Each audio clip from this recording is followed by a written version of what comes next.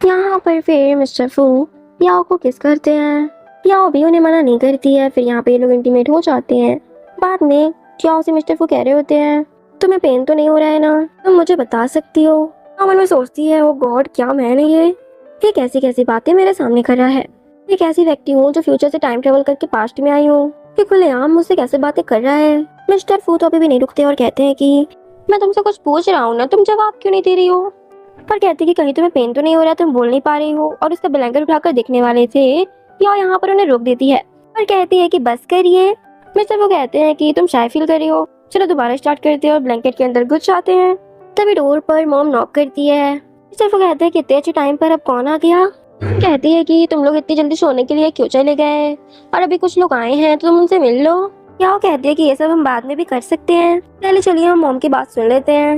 Mister वो कहते हैं कि ठीक है और इसे किस करके कहते हैं कि चलो। फिर बाद में जब वो लोग वहाँ पे जाते हैं यहाँ पर, तो एलन की तबीयत खराब थी और उसे फीवर वगैरह हो गया था। एक आंटी कहती है कि इसे डॉक्टर की जरूरत है। मिस्टर फू वहाँ पे कहते हैं कि इस टाइम पे तो डॉक्टर नहीं मिलेगा, काफी ज्यादा रात हो गई है। एक इंजेक्शन लाकर एलन को फिर लगा देते हैं। कहता है कि मैं पहले एक सैन्य में एक डॉक्टर ही था, इसलिए मैं ये हैंडल कर सकता हूँ। तभी एक आंट याओ से कहती है कि तुम देख रही हो मिस्टर फू एलन की कितनी ज्यादा केयर करते हैं, कहीं ऐसा ना हो कि तुम्हारे हाथ से मिस्टर फू चले जाएं और तुम एक ऐसी ही बिछड़ी सी वुमेन बन जाओ। याओ कहती है कि मुझे नहीं लगता कि आप ये सब मेरे भले के लिए कह रही हैं। मुझे लगता है कि आपको किसी ने ऐसा कहने के लिए कहा है, उसे लाभ होगा। क्या आप यहाँ पर मुझे डिवोर्स दिलवाने की कोशिश कर रही हैं। और फिर याओ भी यहाँ पर उन्हें टॉन्ट मारते हुए कहती है कि अगर आपके दरवाजे पर कोई आधी रात को आता है आपसे हेल्प मांगने के लिए, तो क्या आप उनकी हेल्प नहीं करेंगी, या फिर ये आप कर ही नहीं सकती।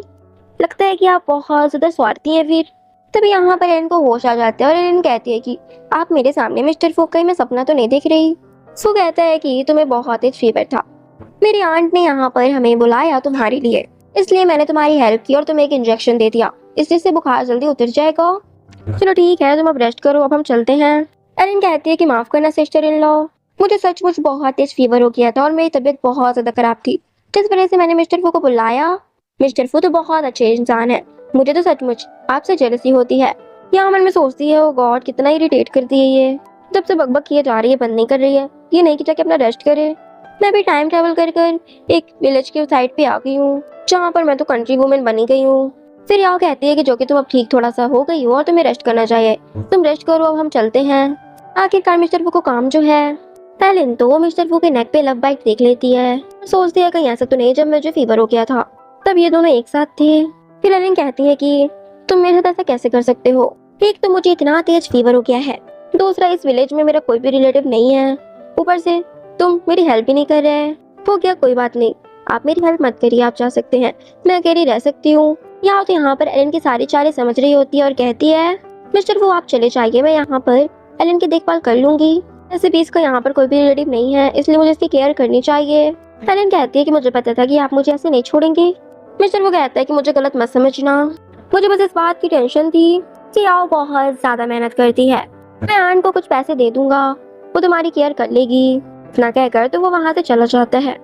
दूसरी तरफ याओ जो कि अपने बेड पर लेटी हुई थी और सोचती है उसने मुझे जाने के लिए कहा, क्या वो अपनी चाइल्डहुड स्वीट हार्ट के साथ रहना चाहता है, क्या मैं एक जोकर हूँ जो उसकी सारी बातें सुनूं, वो मेरे साथ इस तरह कैसे कर सकता है। साइड पे खड़े होकर मिस्टर वो तो सारी बातें सुन रहे होते हैं। जब याओ की नजर मिस्टर वो के ऊपर जाती है, वो कहती है कि तुम अंदर कैसे आए। मिस्टर वो कहता है कि ओ मेरी वाइफ ही इतना ज्यादा मेरे लिए वरीड हो रही है, या फिर ये कहूँ कि जेलस हो रही थी। तो वाइफ ही सुनो, मैंने आंट को कुछ पैसे दे दिए हैं, वो एलन का ख्याल रख लेंगी, चलो तुम भी थक गई होगी, सो जाओ।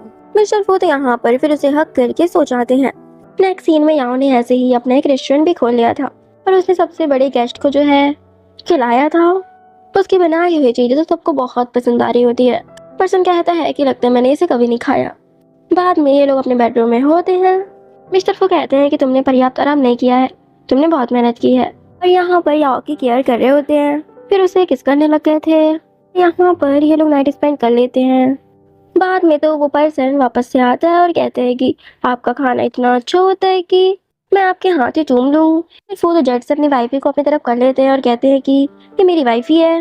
वो बंदा कहता है कि प्लीज आप गलत मत समझिए, ये हमारी कंट्री में एक सेरेमनी है, मैं आपकी वाइफ का कोई एडवांटेज नहीं उठा रहा। मिस्टर वो कहते हैं कि माफ करना लेकिन मैं थोड़ा सा रूड हूँ। वो बंदा कहता है कि कोई बात नहीं, आजकल के यंग लोग ऐसे ही होते हैं। फिर वो लोग चले गए होते हैं। क्या कहते कि तुम्हें जेलसी हो रही थी ना, तुम्हारा फेस तो देखने लायक था। मिस्टर वो कहते कि हाँ मुझे हो रही थी जेलसी, और तुम्हें मुझे आज कंफर्ट करना होगा। इतना कहकर वो तो उसे किसी करने लग गए थे। बाद में मिस्टर फू कह रहे होते हैं कि क्या हम अभी एक बेबी नहीं कर सकते। क्या कहते हैं कि हबी जी, ये हमारी एज अभी हमारी करियर बनाने की है, और रही बात प्यार की तो हम बात नहीं कर सकते हैं, और मेरे दिल और आंखों में सिर्फ और सिर्फ तुम ही हो। मिस्टर फू कहते हैं कि अगर ऐसी बात है तो फिर मैं तुम्हें बाद में बताऊंगा। इतना कहकर उसे किस करने लग गए थे। दूसरी तरफ जिले जब अपनी मॉम के साथ आ रहा होता है और मॉम से कहता है कि मॉम आजकल ये लोग इतने खुश कैसे दिख रहे हैं। यहाँ पे इसकी मॉम बताती है यहाँ तो बहुत ज्यादा खुश रहने लग गई है, और वो बिल्कुल शेफ के जैसे काम करती है और उसका पैसा भी बहुत ज्यादा कमाती है। यहाँ पे जिले कहते हैं कि मुझे पुलिस पकड़ के ले गई थी और मैं कॉलेज भी नहीं गया, और मैंने जीजी की फैमिली वालों को भी नाराज कर दिया। मेरी जिंदगी तो मौत से भी बदतर बन गई है। मैंने सोचा कि मैं इस जिंदगी में उससे बदला नहीं ले पाऊंगा। अब तो उसका एक रेस्टोरेंट भी है। यहाँ पे जिले अपनी मॉम से कहते हैं कि मामा पहले वापस चाहिए, मैं थोड़ा देर से आता हूँ। तभी वहाँ पास याओ जब जा रही होती है तभी जिले उसके बैग पे हिट करके वहाँ से बेहोश करके ले जाते हैं। बाद में जिले ने तो वो याओ के हाथ पैर वगैरह बांध रखे थे। तभी याओ को हो जाता है। जिले कहते कि आखिरकार तुम जाग गई। याओ कहते कि तुम यहाँ पे क्या कर रहे हो। जिले कहते कि तुम्हें क्या पता, तुमने मेरी लाइफ तो मौत से भी बदतर बना दी है। तुमने मुझे जेल में डलवा दिया, फिर मैं कॉलेज भी नहीं जा पाया। गाँव वालों के सामने तो मेरा मजाक बन चुका है, वो मेरे पीठ पीछे हंसते हैं। तुम्हें तो ये सब जानकर बहुत ज्यादा प्राउड फील हो रहा होगा ना। वो कहते कि तुम मेरे आसपास नहीं होते हो और मुझे तुम्हारी याद भी नहीं आती, और मैं तुम्हें याद भी क्यों करूं। जिले कहता है कि तुम्हें तो बहुत ज्यादा प्राउड फील हो रहा होगा ना। मैंने सुना है कि तुम बहुत ज्यादा रिच हो गई हो। मुझे $10,000 दे दो वरना तुम्हें ऊपर पहुंचा दूंगा। तभी वहाँ पे मिस्टर फू आ जाते हैं और कहते कि तुम्हें पैसा चाहिए ना, मैं तुम्हें दे सकता हूँ। जिले कहते हैं कि मैंने तुम्हारे लिए नोट छोड़ा था, मुझे जो पैसा चाहिए वो तुम लेकर क्यों नहीं आए, और कहाँ है पैसा।